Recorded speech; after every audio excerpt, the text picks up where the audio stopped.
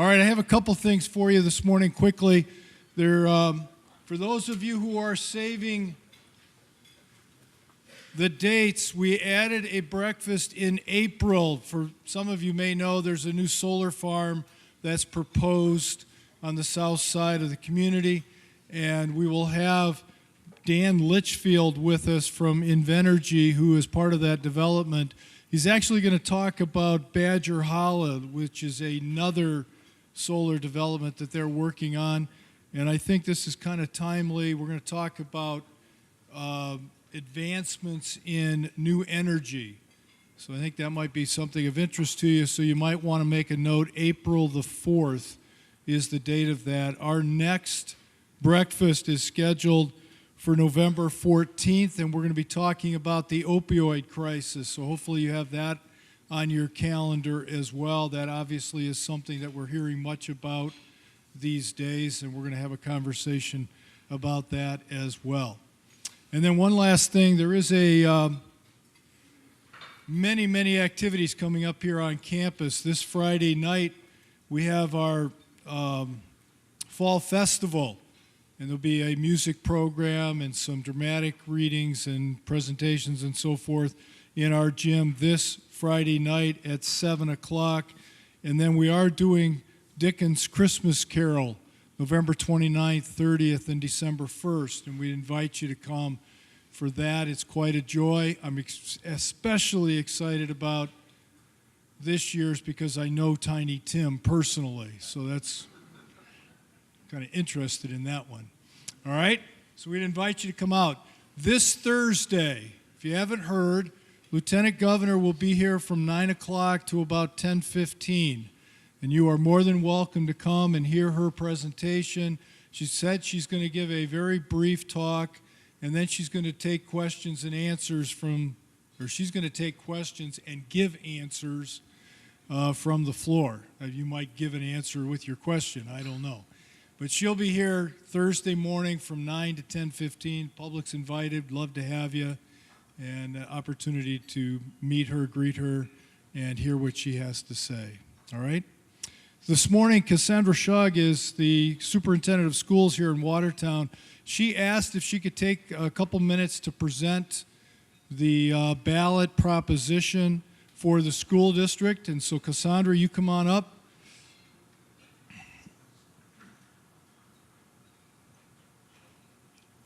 Clicker, microphone. Thank you. Good morning. First of all, I want to thank Steve Board and Maranatha for giving us a little bit of time this morning to talk to you a little bit about the upcoming referendum, which is going to be really important in our community and is very fast approaching on the November 6th ballot. I promised Steve we would be short and sweet, so I am going to do our very best to do that. I do want to introduce our board president, who's also going to be presenting this morning, Tony Arnett. And I'm also here today with Aaron Meyer, who is our Director of Secondary Teaching and Learning, and our Director of Business Services, back in the back there, Brittany Altendorf, and my assistant, Jamie Caudle. We will be staying after the presentation today over by the referendum table, so if there's any questions that you have that we can answer, we are more than happy to do that. Our goal is that we have informed voters on November 6th, and any question you have at all, we are happy to give you whatever time you need to make sure you get that answered. So, you hear referendum, the first thing people think is my taxes are going up. The number one message that we want to leave you with today, if you leave with nothing else, is that if this referendum passes, your taxes will not go up as a result of it. The board was very specific in terms of how they set this referendum question so that your taxes would not, in fact, increase. In the Watertown Unified School District, we have a vision of excellence for all, comprehensive education, from core academics to athletics to career and technical education. We really believe that it is critically important that we provide our students and our families with what they need to be successful. We believe that that is the method with which we can attract and retain quality staff, but also quality students and families to the district and to the community of Watertown. We are an award-winning district. There's a couple things that I would like to highlight on there for you. We've been recognized by USA Today for being among the best high schools in the nation. Both our Watertown High School and Endeavor High School have been recognized. But just as an example, we've also been nationally recognized for our music program. We are home to the conference champions in volleyball, gymnastics, and baseball in 2017, and we just repeated in volleyball. We are one of the very few districts, I turned off our PowerPoint. There we go. One of the very few school districts in the state of Wisconsin to offer STEM programming at every level. From kindergarten to 12th grade, we offer STEM, science, technology, engineering, and math programming for our students. So again, this really speaks to the breadth and the depth of our programming. If you want to go into agriculture, we have a program for you. If you want to go on to a 4-year college, we have a program for you. If you want to become a manufacturer, we have a program for you. And we believe that's how we create an atmosphere of excellence for all. But in the past several years, we have been faced with some real challenges. And those challenges are driven by the fact that we're dealing with declining enrollments. Fewer families with school-age children living here in the community of Watertown. This is not unique to our district. It's all of our parochials as well in this community are dealing with this trend. We used to have kindergarten classes that came in at about 250 students. We now have kindergarten classes of about 200 students, and then that rolls up through the system. So in addition to those declining enrollments, which determine our funding by the state, the Watertown Unified School District is a traditionally low-spending school district. We spend approximately $1,000 less per student per year than the state average. That translates to about $119 less for a person owning a $150,000 home on your property taxes a year. When you do the math on that, we serve just under 4,000 students, and again, you multiply that times 1,000, and that is a very fiscally responsible school district. However, when you put those two pieces together, we have wound up in a situation where we are looking at a budget deficit of an average of $4 million over each of the next 5 years. So that sounds like a big number. It's not $4 million this year. It's approximately $1.7 million this year. But when you get up into year 5, it's $6.7 million because those numbers continue to increase year upon year upon year. Tony is going to talk to you a little bit about the referendum question itself, but one of the questions I'm frequently asked then, if you're facing a $4 million budget deficit and the referendum is not approved, what's going to happen? What does that look like? Well, I talked to you about excellence for all. I talked to you about our commitment to a comprehensive education. There is no question that if this referendum doesn't pass, those pieces would have to be impacted if we were going to make $4 million in reductions. That's programming reductions and increased class sizes.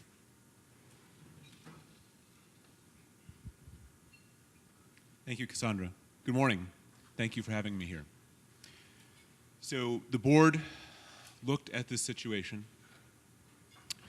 and first of all, we recognize the long-term way out of this solution out of this problem is for the city of Watertown to grow again. That's what will really solve it.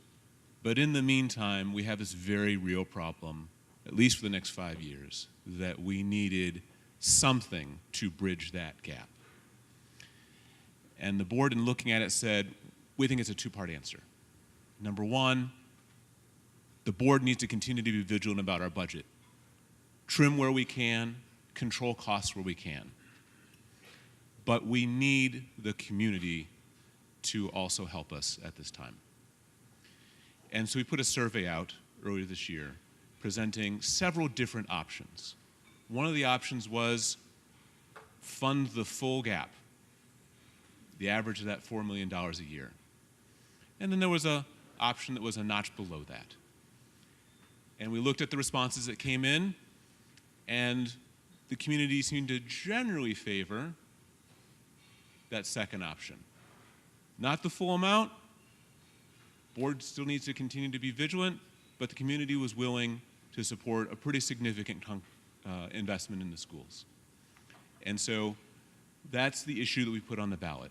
It averages $3.3 million a year. Now, as you'll see on the actual ballot issue, the amount grows over time.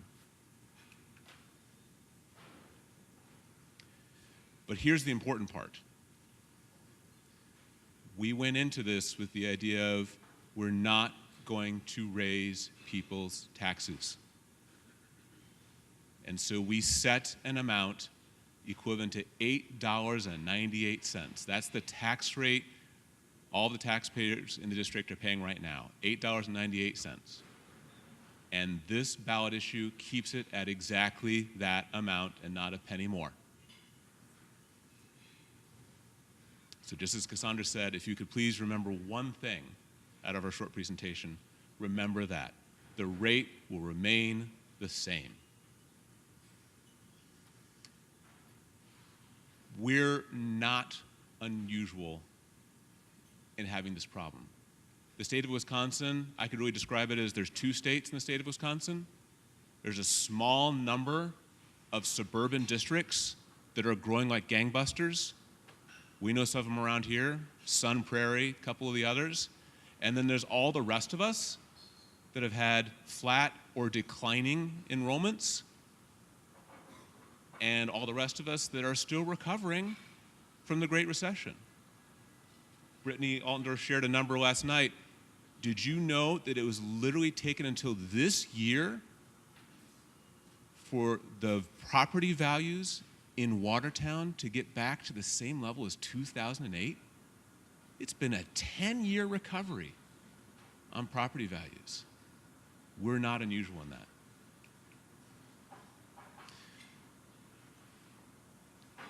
One of the questions we've been asked is, how did this suddenly come upon you? How do you get to $4 million overnight? Well, we didn't. Okay, we've been watching this for years. We've been doing our best to trim costs over years. But there's only so much that we can do. And frankly, this state gives you a little bit of slack for the first few years of declining enrollment, and then they begin to turn down the screws on your funding. So we've been trying our best to trim where we can, cut positions where we can that doesn't harm programs, keep the schools strong, but lean. But that really only goes so much. Now that said, I told you this, the board made a commitment for a two-part solution here. Part of it was the referendum, but the other part is continuing to look at our budget and tightening up. And so even with this referendum passing, on average, the district will be cutting about $700,000 a year from our budget.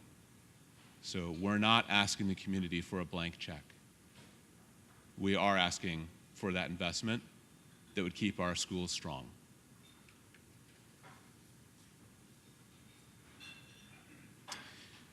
Again, I want to reinforce, the reason why this is happening is because we have fewer families with school-age children in the city of Watertown. That's just the way it works. Our formula is really pretty simple. Number of students times a flat amount from the state is how much we get. And when the students aren't here, we don't get the money. And it doesn't fall in nice little even spots. You can say, well, can't you just cut a bunch of different positions?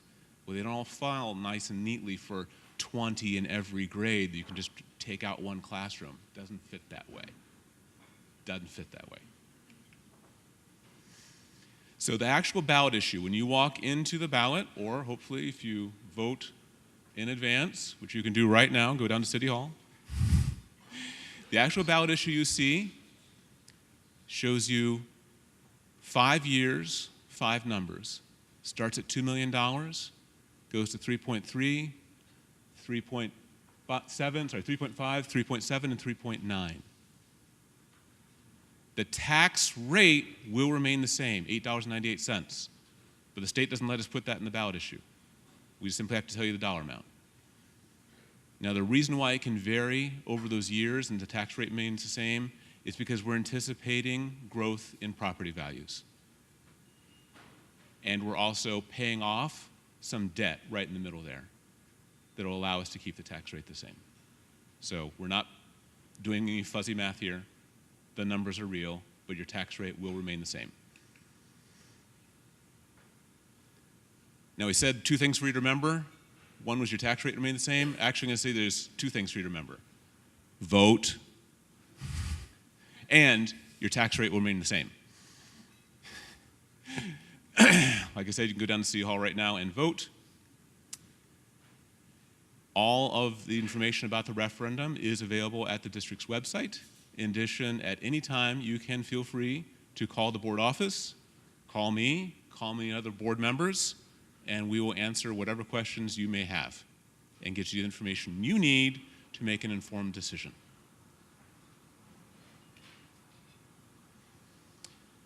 Thank you very much.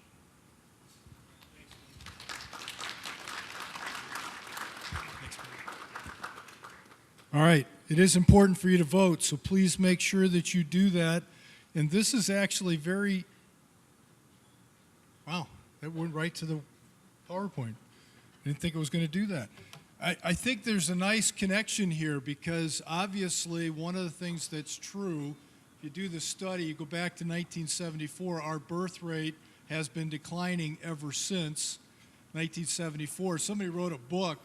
The question was, what happens, what do you expect when no one's expecting? Our birth rate to maintain the population needs to be, I think, Vicki, about 2.2 per lady, and it's down around 1.98 right now. So obviously the school district is seeing fewer children, and our workforce is seeing fewer workers. So there's an interesting connectivity today between that presentation and what Jim is going to talk about. So Jim Falco is the Associate Vice President, and he told me this morning he does something very interesting. I think it's cool. He's involved in community relations, and he's trying to get involved in helping the community and so forth. So this morning he's going to talk about workforce development. So Jim, come on up.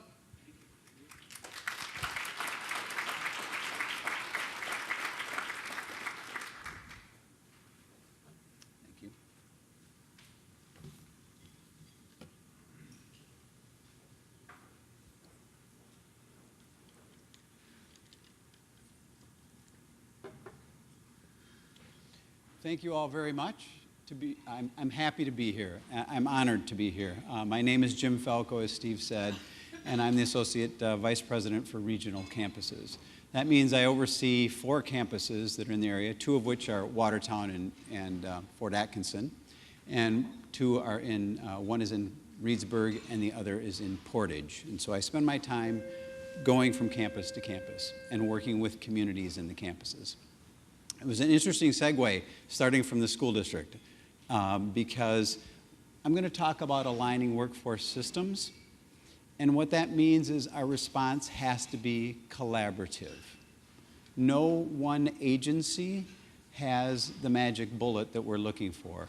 It's not the Chamber's problem, it's not the Economic Development Council's problem, it's not Madison College's problems or Maranatha's problems. We have to work together to align our shrinking workforce. And where can we do that, and how do we do that? And that's what I want to talk to you about today. And so thank you again for the invitation.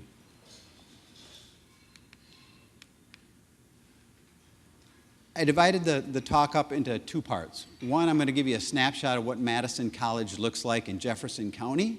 So we're right here in the county and a little bit of Dodge County. And then I want to talk about what are we doing here and in the area to build a workforce and help all of you out in the field. And so that's kind of how I divided our talks, the presentation this morning. Madison College is a very large district, as you can see. The majority of the population is in Dane County, but we make up 12 different counties. And I'm responsible for all of the counties outside of Dane, more or less. All right, so what that means is I spend time in the car all right, going from place to place. But it's really important work, and I love my job, and I love working with the counties, and I love working with local communities. So to give you an idea of it, Fort Atkinson, Watertown, Portage, and Reedsburg, that's where we have campuses. And so part of my job is to look out regionally. So while I want to help the Watertown campus, and it's important to help the Watertown campus, I have to think of Jefferson and Dodge County and the impact on the counties. So it's bigger than that. And more importantly, I can't just look out next semester. What are we going to do in the spring? I have to look out, we have to look out, where are we going to go in the next 2 to 3 years? How are we helping manufacturing and business, hospitality, small business out 2 and 3 years, not just what we're going to do in January, February, and March. And so part of that is working with all of you. I have been in this role in the East region for 1 year. I've been here 1 year. I've been working in the Northern region for over 2 years, and I am happy to be here. And in this short time here, we've had things like manufacturing breakfasts, we've had healthcare breakfasts, we've had business summits, I've had high school counselor breakfasts to try and bring the community in so that I can learn what are the needs, besides a shortage of workers, that's universal throughout the state, but what is it we can do together? How do we leverage our resources together? And that's part of my role in working with all of you. And so that gives you an idea a little bit about the district. And this is our mission. Whether you're in Watertown, Reedsburg, or Madison, 2 things stand out: open enrollment and access. You don't need to speak English to come to Madison College. You don't have to have a high school diploma to come to Madison College. If you can come into us or meet with us, or we'll come out and meet with you, we want to help you. Our goal as the technical college system is to put you and help you in a career path. Whatever that is, if it's hospitality, if it's agriculture, if it's theology, whatever it is, if it's manufacturing, how do we help you on that career path? We're open and accessible, and most, not all, but most of our developmental classes are absolutely free. They're paid for by the state of Wisconsin. A student may have to buy a book, but it's free. You need to speak English or increase your English language acquisition skills, it's free. Come to the college and we can help you. And so that's really important, and we stand by that mission in the community. We're open and we're accessible. Here's a technical college effect that you may or may not be aware of, slightly different than a UW effect. There are 16 technical colleges in the state of Wisconsin. And you can see that 81% of our students in the technical college system stay in the state. That's huge. That is a huge number. Now, those students that we're training in Watertown or Fort Atkinson may not stay in Fort Atkinson or Watertown. They might go to Rhinelander, or they might go to Kenosha. But the key is they stay in the state, and over 81% of them stay in the state. That's really important. That's really important, and we're very proud of that. And that's something that all 16 of us work on. And you can see that 90% are employed in their field, what they're studying for, within 6 months. Again, we're trying to get people on the career path. There's median salary. That data is from the state of Wisconsin for the second quartile. So you can see an associate's degree is a little over 41,000, and the technical diploma, which could be industrial maintenance mechanic, it could be CNA, 36,000, over 36,000 for a 1-year technical diploma. Let me tell you a little bit about the 2 campuses that we have right here in Jefferson County. You can read the data there, but there's 2 things that I want to point out to you. Our head count is over 2,500.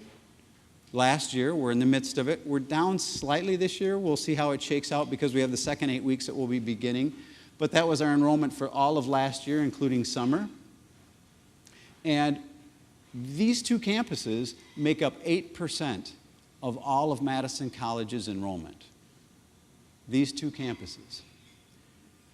50% of our students are enrolled in liberal arts transfer degrees. Probably something you're not aware of. There's 16 technical colleges in the state. Only 5 of them, Madison College being one of them, can offer, by approval from the Wisconsin Technical College System, the liberal arts transfer degree. That means students can get their degree in the liberal arts, sciences, and move seamlessly to a UW school and enter at the upper levels, junior and senior year. So 50% of our students are saving money by going to the technical college and at transfer. College math is college math. You can take it at Madison Area Technical College, you can take it at a UW school, or you could take it at Marquette University. It's college math, and it's transferable. So 50% of our students do that. Students that enroll in the liberal arts transfer and complete save $13,000 a year. In 2 years, they've saved $26,000 by getting their liberal arts transfer. If they know they want to go to a 4-year school and that's their goal, and they need to save a little money, these 2 campuses can help them. So 50% of them are doing that. 85% of our students are part-time. You know why? Because they're working for you. They're out there, they have jobs. A 2-year degree at our college usually takes our students on average about 3 years because they're working. And they're taking fewer credits, they're working, which is a good thing, which is what we all want. But 85% are part-time because they are working. Over 40 years ago, the people in Jefferson County and Dodge County and people in Madison got together and said, let's put campuses in Jefferson County because it's really important that we have access to intellectual capital, skill development, knowledge building here. And so I'm talking to you today 41 years later from when these campuses started and they've expanded. So I'm standing on the shoulders of many, many other people, some of whom you probably know, when these campuses started in the 70s. And here's a snapshot of where we're at, what we just did last year, and we're very proud of it. Right now, like I said, our enrollment might be slightly down, but we're still over 2,000 students, 2,400 students, and these are the programs that we offer. Here are the services we offer at the campuses. Why this is important is because you don't have to be enrolled as a student to take advantage of some of these services. I was there a few weeks ago on a Friday afternoon about 3 o'clock, and a gentleman walked in, had to have been in his mid-40s. I'm not real good with age, but he said, is there somebody I can talk to about career counseling? And we said, yes, there is. He said, I need to change my career, but I don't know what I want to do. And he said, you can see I'm older, I'm married, I have children, but I'm not happy in what I'm doing. He's not enrolled with us. He came in and wanted to talk to us about what are the opportunities there. And so these are the services that we offer, whether you're in Fort Atkinson or whether you're in Watertown, for all residents in the county. This is part of the technical college effect and why it's important to have technical colleges in the area. What's more, these campuses help build placemaking. Right? So when you go out and promote, when the chamber goes out and promotes, when economic development people go out and promote the county, they say we have an award-winning school system. We have an outstanding private college in Maranatha. We have UW Whitewater right behind us. We have a technical college that's located, 2 of them in our counties. That's what attracts people, and that's why we have to work collaboratively. It's not a one-off. We have to work together because together we're stronger and we can paint a much stronger picture to try and attract people into the county. And this is one of the reasons why, because of the different types of services we offer. Now specifically, you wanted to know, what does the college do for what are we doing to align workforce development? What kind of workforce development do we do here? Because you're all looking for workers. Not only are you looking for workers, you're trying to hold on to the workers you have because you know they're getting poached by other people, right? And that's happening across the state.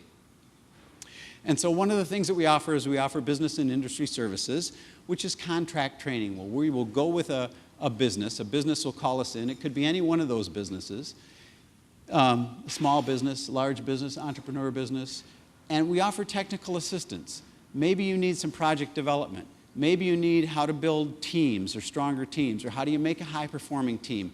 We come in, we work with you, and you tell us how long you want us there. Can you give us 3 weeks, 4 weeks? We want to do it in just small chunks over the course of 2 semesters, because we know not everybody needs or wants college credit. The working adult may not want college credit. They're done, but they need some training. And so businesses and industry services is one of the areas where we will contract with businesses throughout our district, all 12 counties, to offer assistance. Typically, this is what we do.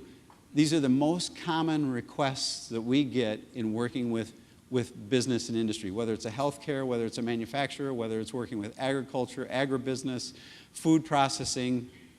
These are the types of things they want, and we develop programs in conjunction with them. It's not something we're telling them. We work with you, you tell us what you need, and we'll bring it in, and then you tell us how long do you want it. And so these are some of the ones. It's everything from project management to skill building to how do you deal with difficult people? I have some people that aren't working together. So all of that is included, and these are the most common areas where we do contract training.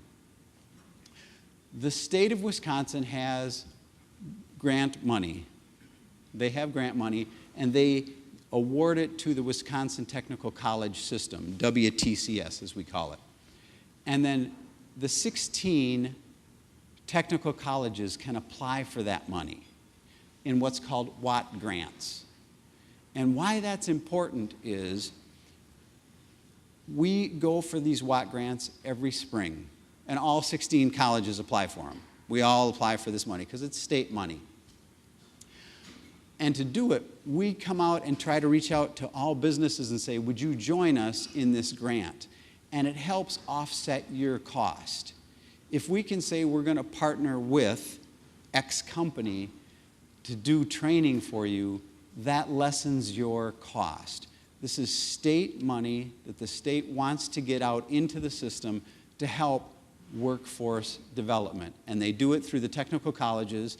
And so the areas that we have grants right now, we have 3 grants currently. We run them over the entire course of the year. In those areas, healthcare, hospitality, and manufacturing. And so come January, February, you'll hear us again saying, would anybody like to join us in partnering for a WAT grant for next year, Workforce Advancement Training. And the whole point of it is for you to retain your employees and upskill them and keep them. And the Jefferson County Economic Development Council did a worker availability study, which you may know about. One of the data points was in the top 5, workers said they liked that the employer would help cover educational costs and their advancement. Well, this is one way for the employer to help lessen their costs if they would come on board with us and help us and say, sure, we'll be a WAT grant participant, and then we'll work with you to design the training. Here's just a smattering of all of the businesses we've worked with in the last 1.5 years, 2 years. There's some that aren't even on there. But just to give you an idea, these are companies that we've worked with. We've gone in and done 2-week trainings, 3-week trainings. We've done small blocks of training. We've done large blocks of training. But that just gives you an idea of some of the people and the companies that we've worked with.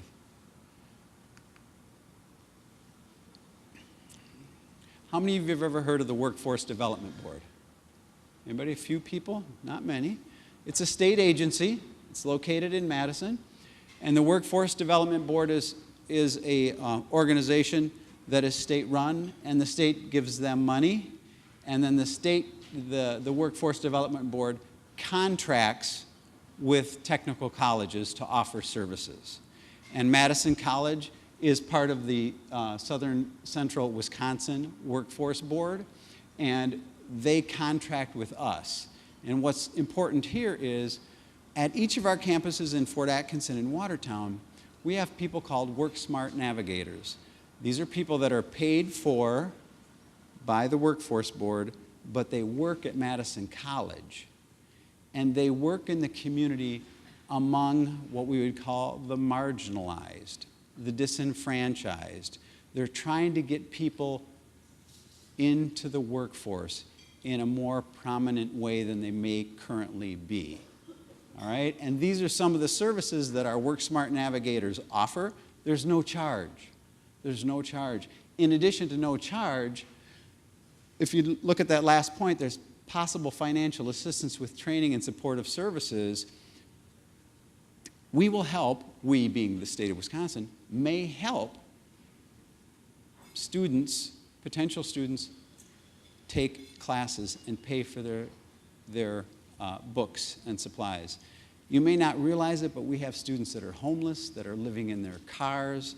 This year, for the first time, we opened food pantries at all the campuses because we've done studies and we know that 1/3 of our students are hungry. They don't have enough food. Well, we have food pantries now at each of the campuses for our students. And this is where the Workforce Board comes in because they want us to reach out to those students and say, we want to help and get you on a career path. And these are the types of things that we start to do. And we have people at both of the campuses that do that, again, trying to align the workforce and help you build your workforce. And we're trying to reach out to the entire population of Jefferson County. We develop academies with them. So there might be 4, 5, 6 people who are looking for training, specialized training, and their skill level's very low. Their skill level's very low. And these are some of the things that we do with them. We work with the low-income adults, youth. We have youth that are aging out of foster care. They may or may not have a high school diploma. They're aging out of foster care. They don't have a lot of skill. We cannot let them fall through the cracks. That would not be responsible. We have to try and find them and work with that population, again, to help get them into the workforce. And so we have dislocated workers, people that are between jobs, people maybe, as you'll see later, that maybe just got out of prison or a correctional institution, and they're between jobs. And we put pressure on them because you have 90 days, you're out of prison, you have 90 days, you have to find a job. Oh, and I'm sorry that you only have an 8th grade degree. So we want to make sure that we're reaching out to that population. So these are the types of things that we do through the Workforce Board. Apprenticeships. Did you know we have apprenticeships? You've probably heard of them. Not only do we have youth apprenticeships for high school students that are 27 months away from graduation, junior and senior year, and then we also have apprenticeships for people that are working. You have entry-level workers that luckily they passed the drug test, right? They passed the drug test. They're showing up, and you're so excited, but they could use a little more help. They could use a little more help. They're getting some on-the-job training. You're working with them. But we can partner with you to do apprenticeships to give them some of that book knowledge so that they're going to be safe, so that they have some OSHA training that maybe you don't have the time or the availability to provide. And then with our youth apprenticeships, and I'll give you an example of that, we partner with manufacturers, we partner with agribusiness, because we have high school youth that know that they don't want to go to college right away. They want to be in the workforce, but we also know, and you know, that before too long, depending on who you're reading, in the next few years, post-secondary education is going to be a requirement. A technical skill is going to be a requirement. So you may not have a 4-year degree, but you're going to need technical skills if you want to run this piece of machinery or do this particular job. And so we help the youth apprentice start to see that. We understand you didn't like high school and you just want out, but we're here to tell you you need some more skill. And we're going to help you in the youth apprenticeship, and we partner with manufacturers and business to say, we have some students that are getting the book knowledge, and can you help them by placing them? And they work 20, 25 to 30 hours a week, something like that. And that's something that we offer as well. Again, workforce development. Here's our most recent success story. We're really excited about this. Here's a young lady. Her name is Allison. Allison is looking forward to getting out of high school, and she enrolled in our middle college, which is a program that's designed for high school students who know they want to go into the work world. They don't think they want to go into college right away. And so they come to middle college. We have it in Fort Atkinson. We did metal fabrication. So she was in the metal fabrication, she was in the metal fabrication program in middle college, which is a manufacturing type program. She was a high school student, got on the middle college track. The Workforce Innovation and Opportunity Grant, affectionately called WIOA, bought her safety glasses, bought her steel-toed boots, and worked with her so that she could take the classes. She got a paid internship while she was finishing middle college. Her last day of internship, Metal Tech hired her and said, "We'll hire you. You've worked with us, we'll hire you." She finished high school. She now works 25 hours a week at Metal Tech, and in the evenings, she's at Madison College getting her certification in metal fabrication and welding.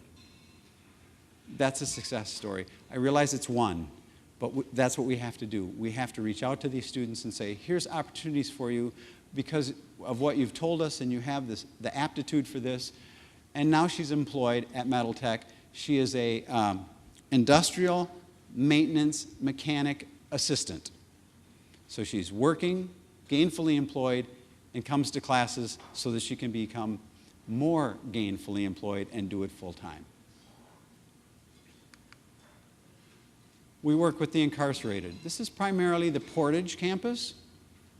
Did you know that 75% of the men and women that are incarcerated in the state of Wisconsin are there for 3 years or less?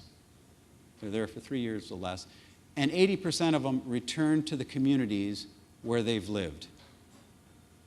And we have programs for them. We go into the prisons and we offer these programs for them because this is another source of employees for all of you. And I don't know if you've seen as they apply on their resumes, have you ever been to jail, yes or no? Don't discount them. Many of them have specialized training that we've worked on. We have been working at Oxford Correctional Institution. We have to use their faculty members. We get them approved through the state. Their faculty member moved on, so that's why we're not currently working with Oxford, but we're working to locate a new faculty member.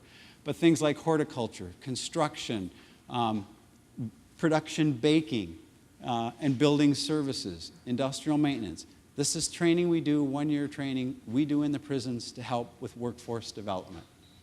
Because we can't ignore that population either. It's too important.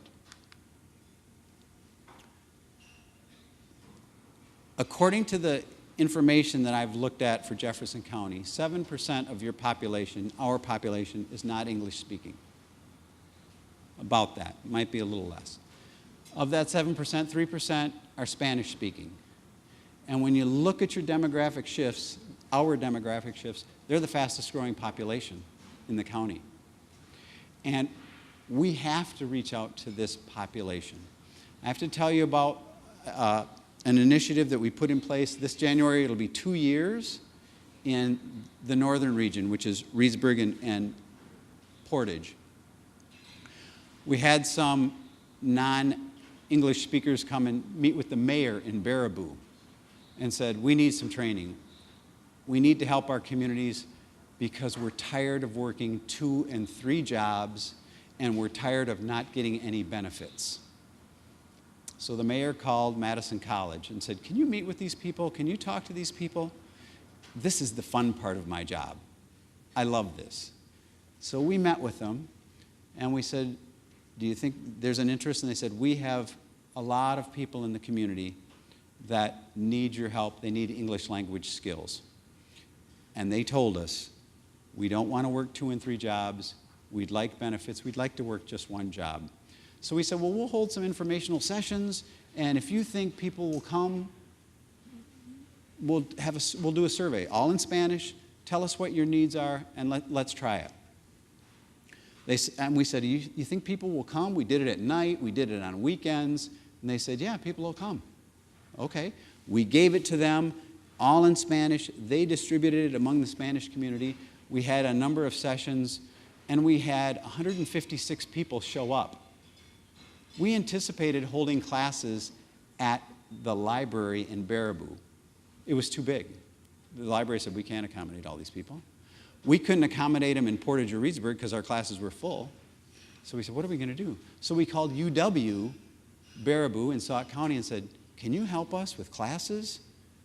Can we partner with you? And they said, sure, you can use our classrooms free.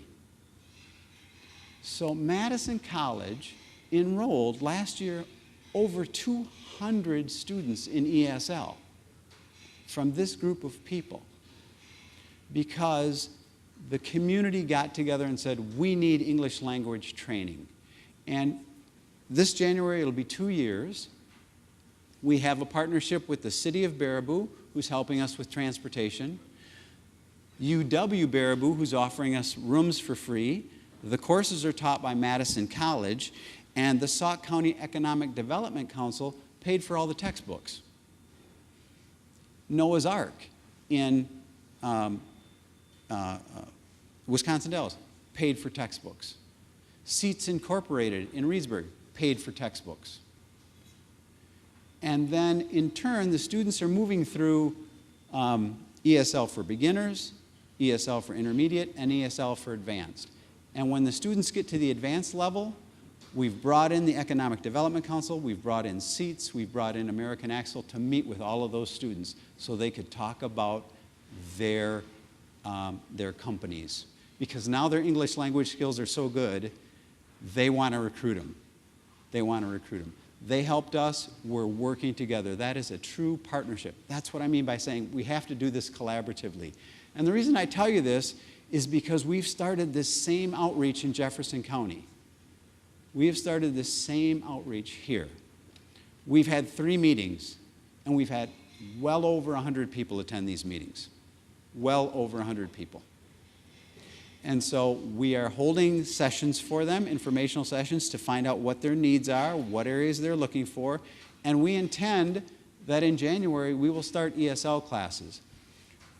We offer ESL, like I said, at the 3 levels, and then depending on their needs, it's either ESL for careers, ESL for those who want to transfer to a 4-year school, or we have people that want to advance in their career. They like what they're doing, but they know they're stuck because their English language skills are limited. So that's what English language for the community is. It's like, I want advancement. And then we offer bridge classes. And a bridge class is, once your English language skills are at a certain level, and now you want to go into manufacturing or you want to go into healthcare, we offer classes that have supplemental instruction so you can learn the language of that industry. Manufacturing has its own lexicon. Healthcare has its own lexicon. So you can't just say, okay, now you know English. Here, walk into a hospital setting, because you have to get the context. And that's what a bridge class is. That's what a bridge class is. So we're trying to duplicate what we did in the north here in Jefferson and Dodge County.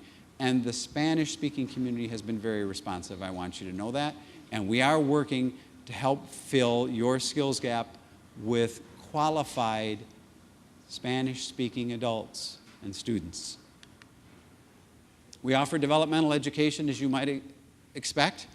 You don't have to have a high school diploma to come to Madison College. We'll help you with a high school diploma. We have different ways to do it. We have a nationally recognized program, which is the first one up there, which is called the Gateway to College program. We've had it in Madison for 5 years to try and get it right and work on the national level, because it is a national program. And this year, we brought it to the Portage campus. I've had 2 school districts in Jefferson County say, would you bring it here? We've had 2 meetings, and we said we probably would bring it next fall. And the Gateway program is for those high school students, for whatever reason, are not going to graduate.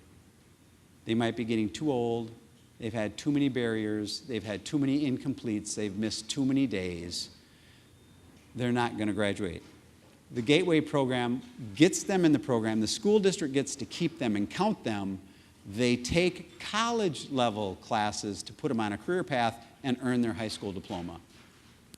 We also work with Watertown. We have a good relationship with the Watertown School District. Thank you very much. Thank you very much. We don't take that lightly. Do you know that the Watertown Discovery Academy is at the Watertown campus?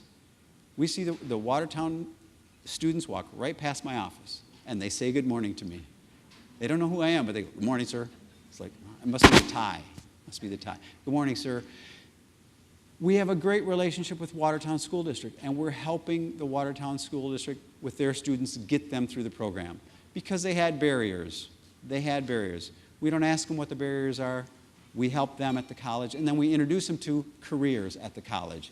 We offer the high school equivalency diploma, which is HSED, and the HEP program, that's for people that are working in agriculture.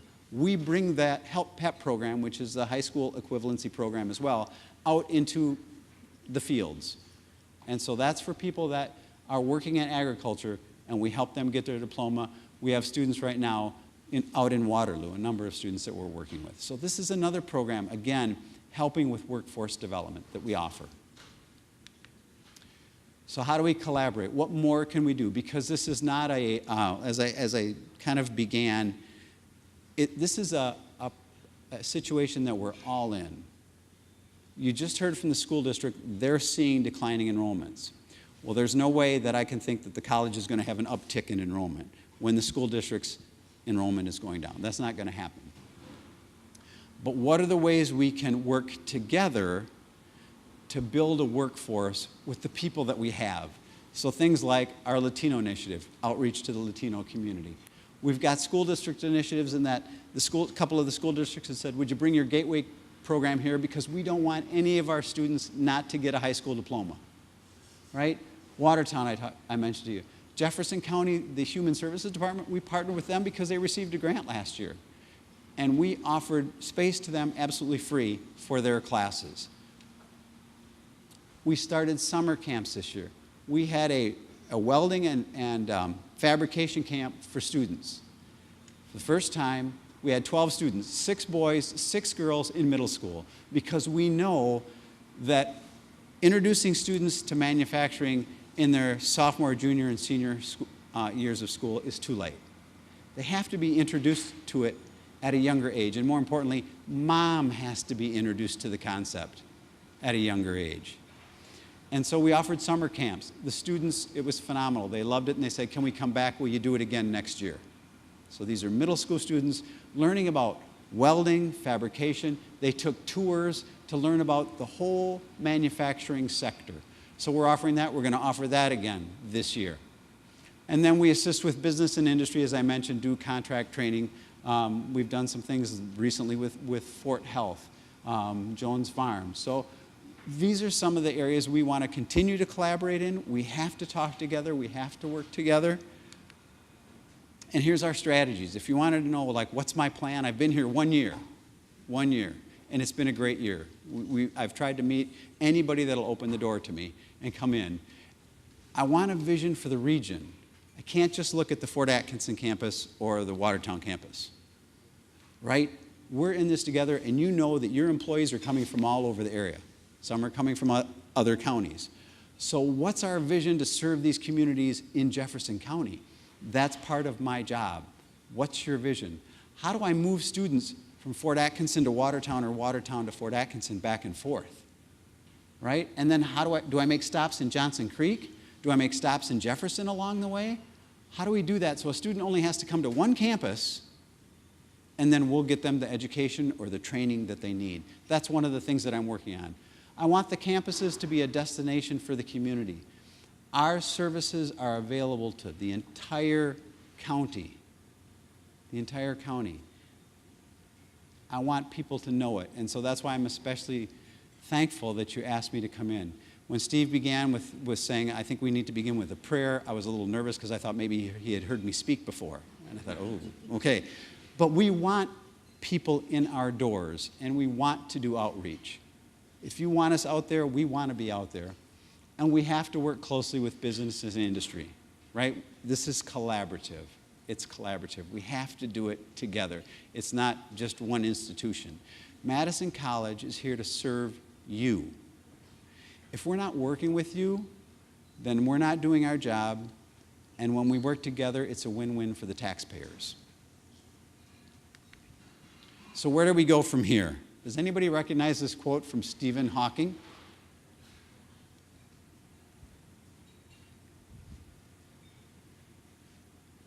I'm making the assumption you know who Stephen Hawking is.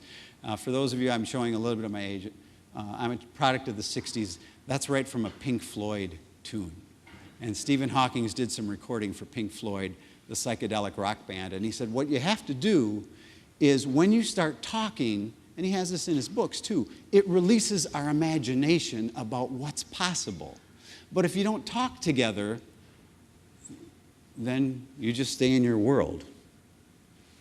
And so we have to continue to talk together. We do want to work with the chamber. We do want to work with economic development councils. We do want to work with business and industry and do the best we can together because we have to work collaboratively. And when we do that, it releases the power of our imagination. What is possible? We already know the statistics. At my first few slides, I had all the statistics, and I thought, no, you know that. You know we're losing enrollment. You know we're losing population. We have been since 2010. We know people are aging out of the system. We know we are all looking for workers. Where do we find them? Well, here's some of the ways that the college is trying to find workers for you. You may not know that, but that's some of the ways we're trying to find workers for you, and these are the services that we offer. And as long as we keep talking, we're going to be stronger together. Thank you for your time. I look forward to talking to you individually. I look forward to meeting with you and being in meetings with you like this and saying, how do we continue to work together? Your problems are our problems, a little bit differently, but we're all struggling the same way. So thank you for your time. You're welcome.